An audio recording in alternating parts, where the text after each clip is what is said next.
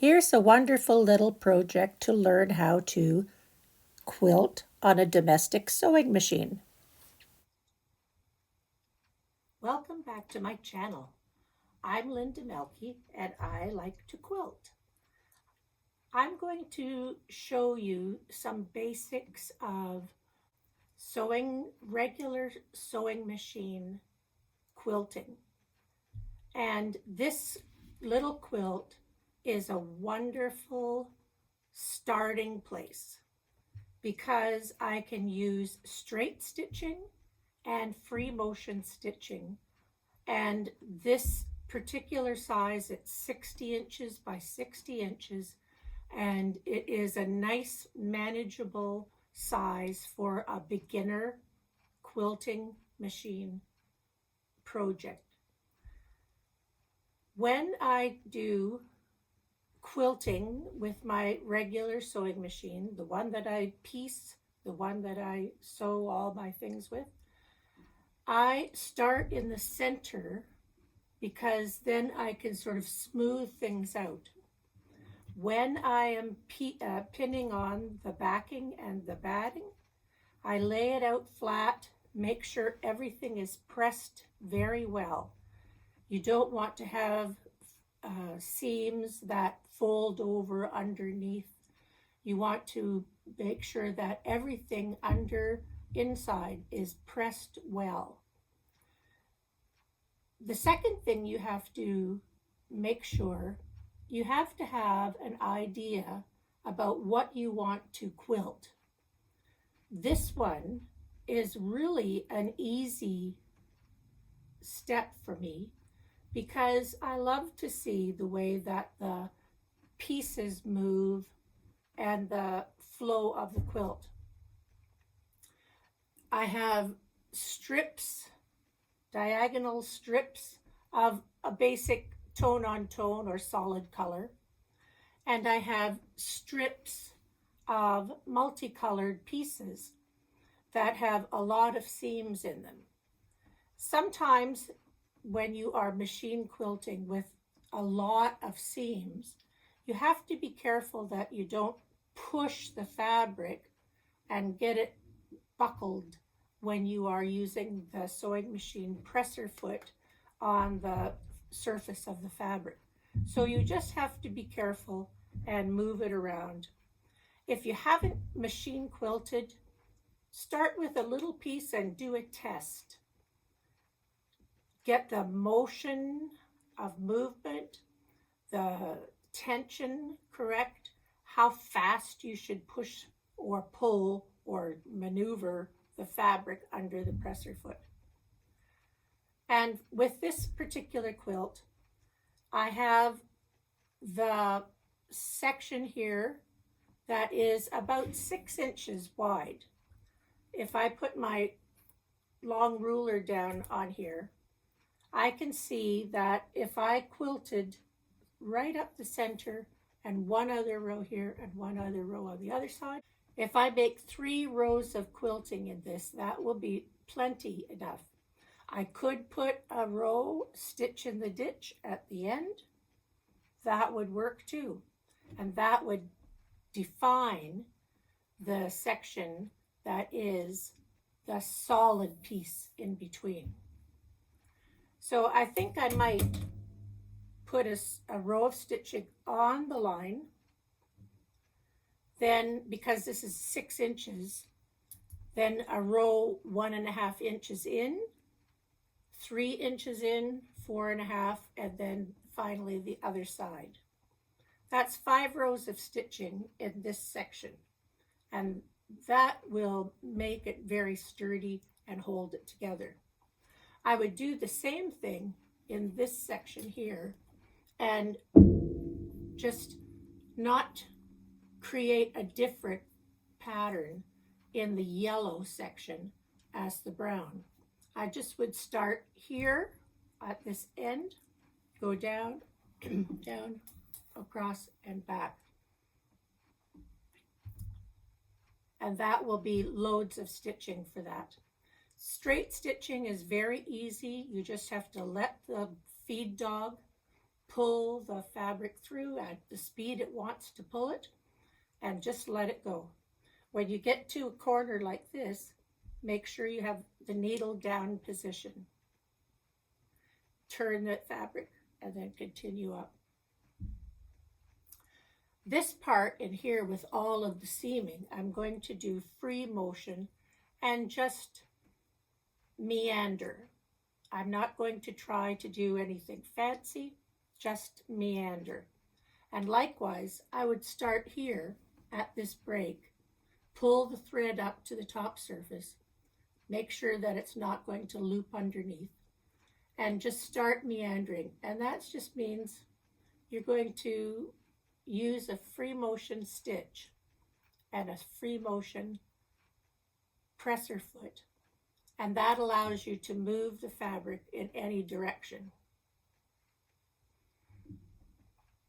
I usually wear a pair of gloves so that I can push and pull and hold securely. And I will do the same meandering in this center part because it has all that seaming as well.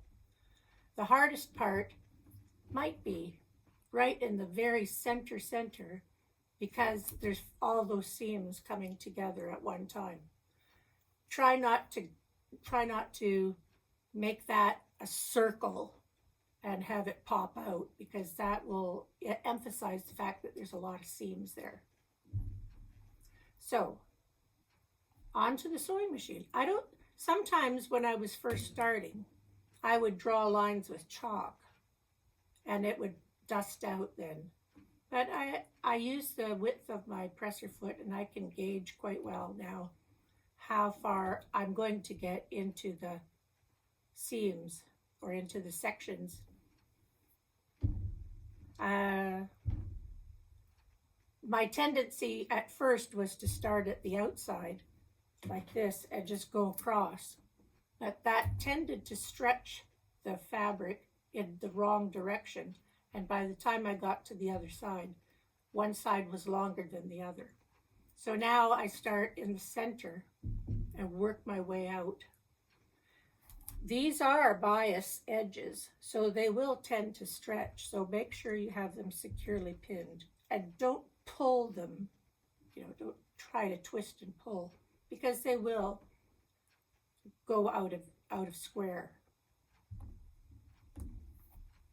Okay, I've got brown backing, that's nice.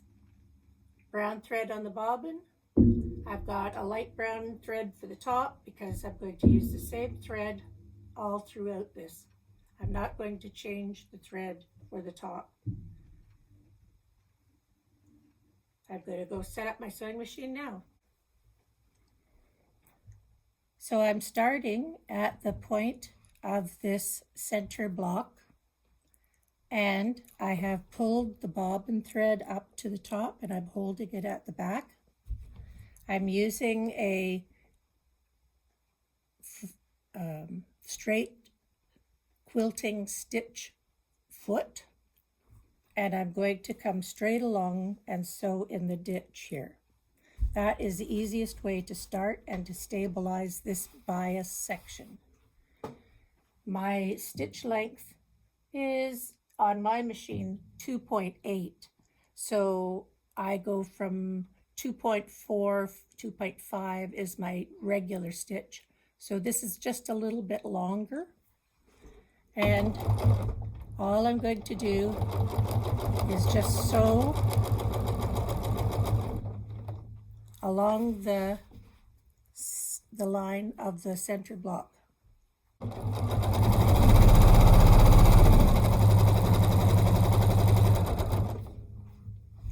When I come close to a pin, I take it out before I get there.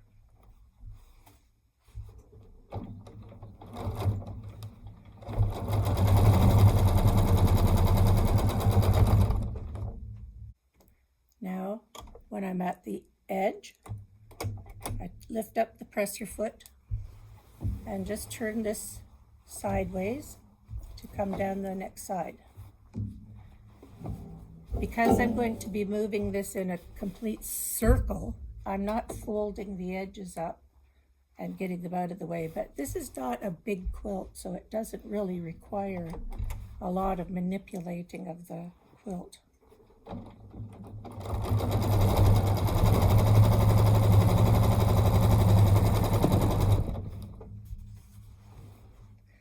I try to keep it up on my lap, not dragging down on towards the floor. That helps to reduce the weight of it for the feed dog to pull it through. And I haven't raised the feed dog or anything, it's just like regular stitching.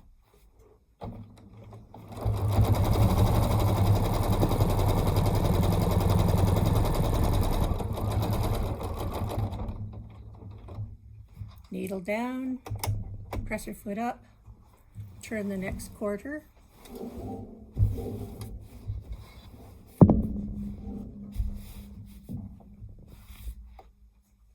have to think about your pattern. I almost came down here. I want to go around this block.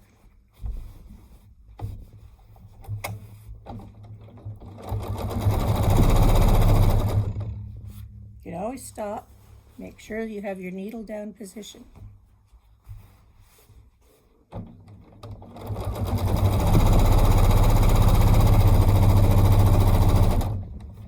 Coming to a pin, I don't go over the pins, I take them out before I get there.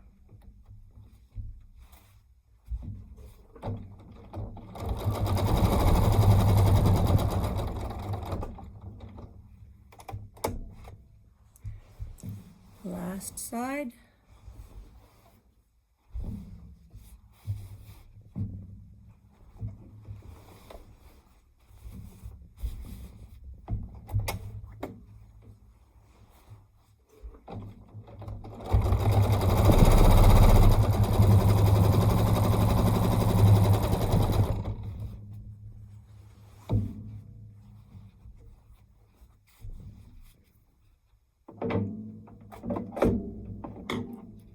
I had to cut these off before I get there.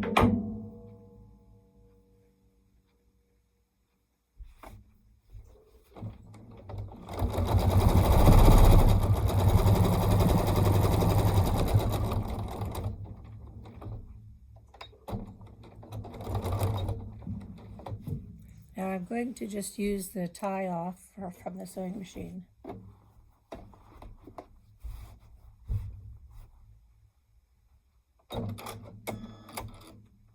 Right. Now to do the next row. Now I want to have about 1 1/2 inches, so I can use a ruler, I can mark it, or I can just eyeball it. Eyeballing makes it a little bit more crazy, but if I mark a few marks in here with a ruler and a little piece of chalk, I can join the pieces up when I get there. And that's what I'm going to do. Now this is the piece that is at the top, so it's got an angle. But I know from my measurements that I wanted to have something at the 3-inch.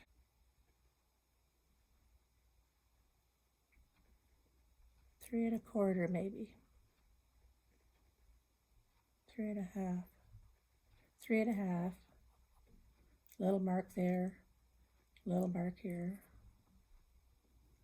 4 1/2. Little mark there. Little mark here. And 1 1/2. So that gives me a guide. I can see these little red marks here. I don't want them to stay there forever though. So I'm going to start again at the top. Pull the bobbin thread up to the top. Oops. And pull these two to the back when I start. I do back stitch this.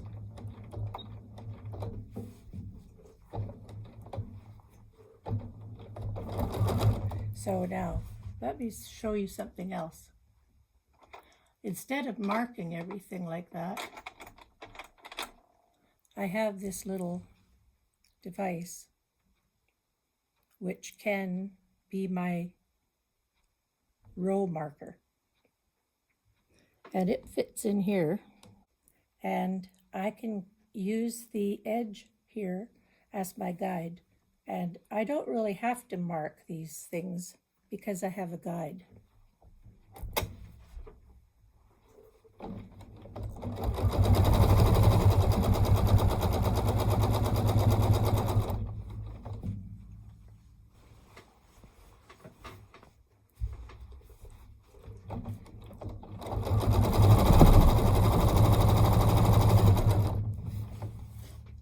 Now I'm going to go past the yellow and come into the brown.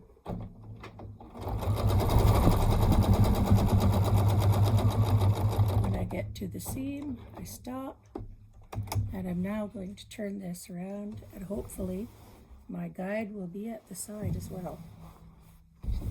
Yes, it is. I prefer quilting with a walking foot over a free motion stitch foot. I find it is more relaxing, and I can take my time. I could stop and start, and it doesn't leave problems underneath the fabric. So I really prefer a straight line and a walking foot to a free motion foot. But every once in a while I like to practice that free motion.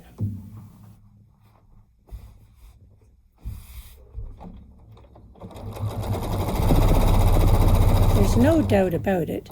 This is a slow process when you have to stop and start and turn corners and make angles. So you have to be patient and just take your time.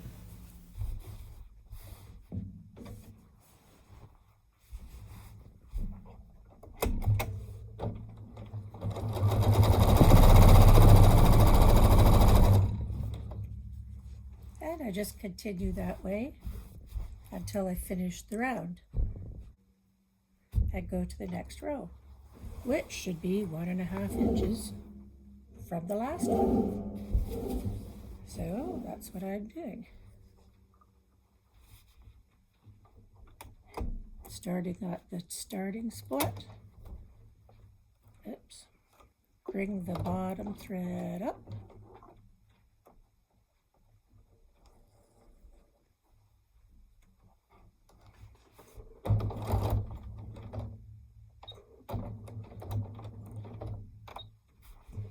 And go around again.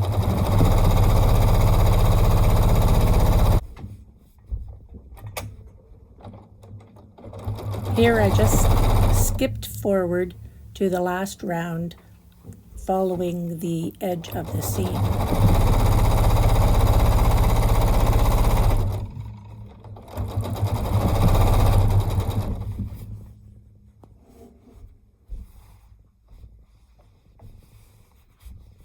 Where all of the seams come together here. It's a little bulky. Just take your time. Go over.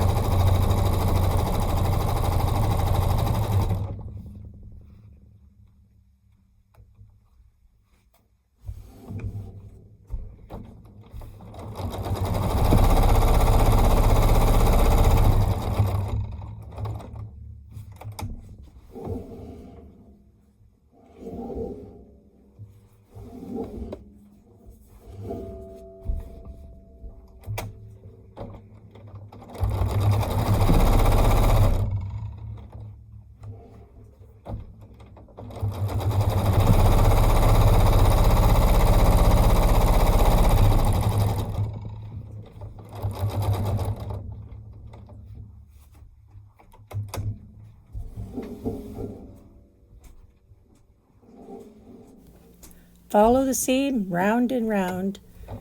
It's a slow process to make it look good.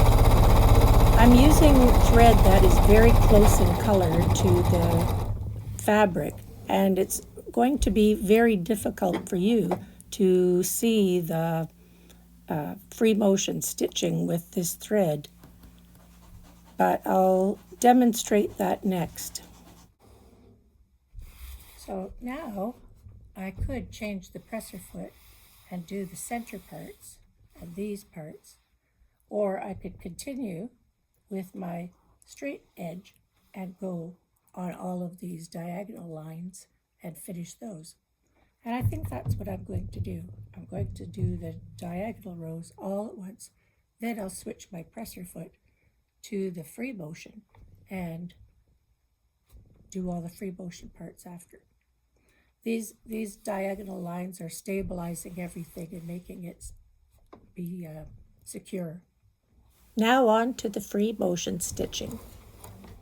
I'm just going to sew back and forth and come around the corner, and this is where I'm going to end here because that's where I started on the other side of this. So I can only come here. But this part here has got solid fabrics and you can see the stitches.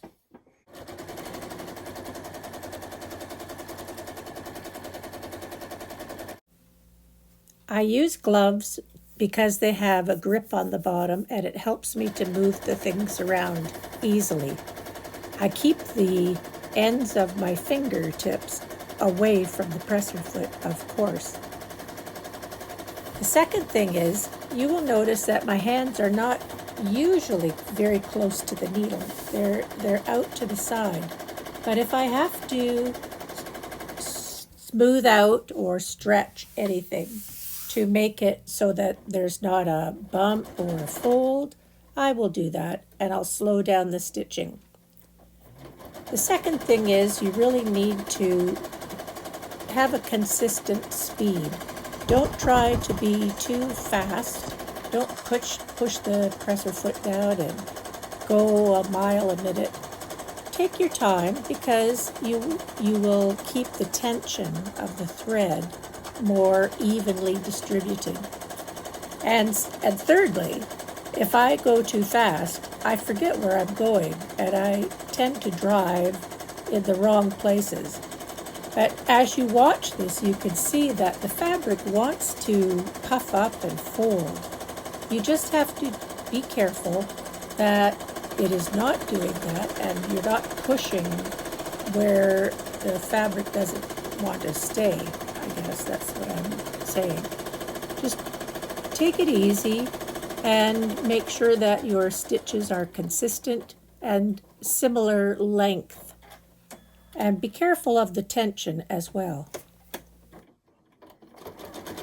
When you're stitching close to the edge of the fabric, it also wants to move under the presser foot a little bit. So sometimes I will baste the edge, the raw edges together before I start free motion stitching so that there's no ability for that fabric to want to jump under the presser foot when I don't want it there.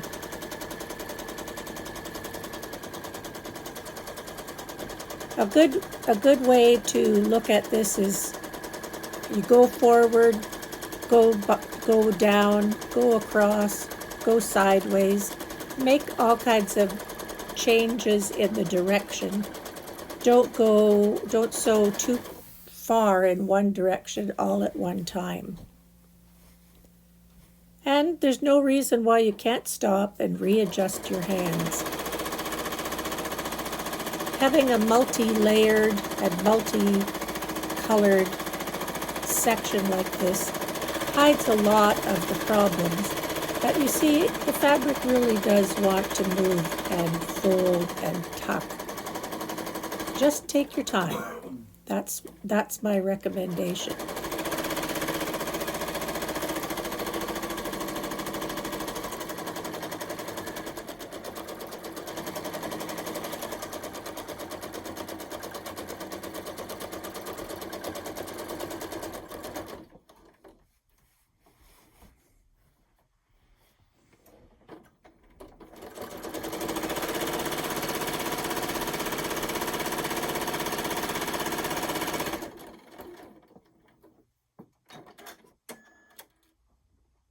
This is how the back looks on my quilt. You can see The pattern of the fabric that I chose for the backing is multicolored and quite hard to distinguish where the stitches are. That is a good thing when you are a newbie doing machine quilting. If you want to camouflage your stitches and still have a nice looking backing, pick a fabric that has got all kinds of pattern in it. That will hide all kinds of flaws and mistakes. And that's a really good tip for beginners. But you can see, if I come in a little closer, you can see the pattern of the stitching that I put in for quilting. It's really hard to distinguish, but there are distinct differences between the straight line stitching and the free motion stitching.